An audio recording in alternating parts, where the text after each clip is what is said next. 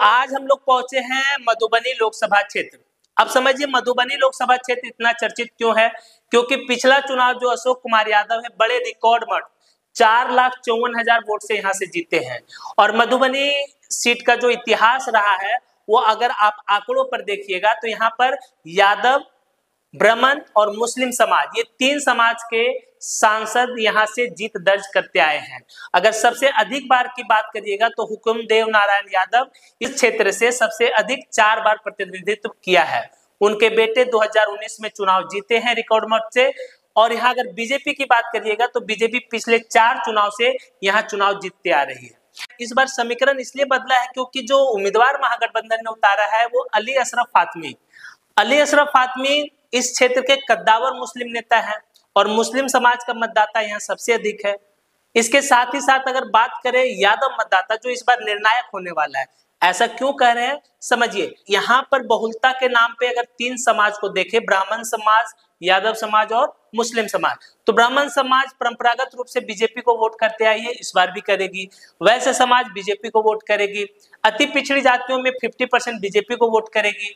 लेकिन दूसरी तरफ देखिए कि मुस्लिम समाज के मतदाता एकमुश्त होकर इस बार अली अशरफ फातमी को वोट करेंगे, महागठबंधन को वोट करेंगे। कुशवाहा जाति में भी बिखराव होगा, कुछ इधर वोट करेंगे। निषाद मल्लाह वोटर्स जितने भी हैं उनमें भी बिखराव होगा। अधिकतर मतदाता महागठबंधन के पक्ष में वोट करेंगे क्योंकि मुकेश सहनी इस बार इस महागठबंधन के पक्ष में है। तो जो निर्णायक भूमिका में इस बार होने वाले हैं वो यादव मतदाता होंगे। अगर यादव मतदाता में 30% भी बिखराव होता है, अशोक यादव के पक्ष में मतदान करते हैं यादव समाज के, बीजेपी यहाँ से 5वीं जीत दर्ज कर लेगी। और अगर यादव मतदाता एकमुश्त होकर महागठबंधन के पक्ष में खड़ी होती है तो फिर इस बार अशोक यादव के लिए 5वां जीत बड़ी मुश्किल होने वाली है और जीत हार का अंतर बहुत ही टफ होने वाला है। और ये कहना मुश्किल होगा कि किसके पक्ष में कौन जीतेगा, क्योंकि ये फिर मामला 50-50 पे आकर फंस जाएगा। तो देखना दिलचस्प होगा। कल मतदान है और मतदान के रुझान के बाद आपसे जरूर बात करेंगे। तब तक इसके दलीय स्थिति की बात कर लेते हैं, इसके पूरे समीकरण को। चलिए इस सीट के सारे समीकरण को जान लेते हैं। विधानसभा में दलीय स्थिति देखते हैं। अच्छा, विधानसभा क्षेत्र में हरलाखी से सुधांशु शेखर जदयू के विधायक है।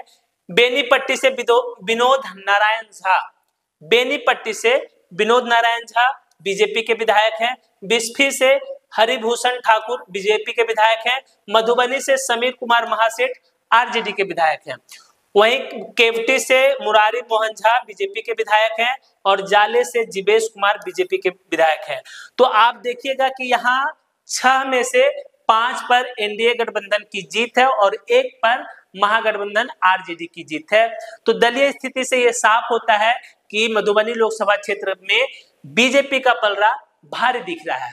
तो पिछले चुनाव परिणाम में अशोक कुमार यादव को 5,95,000 वोट, वहीं पे बीआईपी के बद्री कुमार पूर्वे को 1,40,000 और जो निर्दलीय चुनाव लड़ रहे थे डॉक्टर शकील अहमद उनको वोट मिला था 1,31,000। हेमा झा को 14,000, अबू बकर रहमानी को 12,000। तो जीत और हार का अंतर था 4.5 लाख, 4,54,000 वोट के अंतर से अशोक यादव ने एक शानदार जीत दर्ज की थी। अली अशरफ फातमी, देखिए अली अशरफ फातमी जो है वो मुस्लिम के एक बड़े चेहरा माने जाते हैं।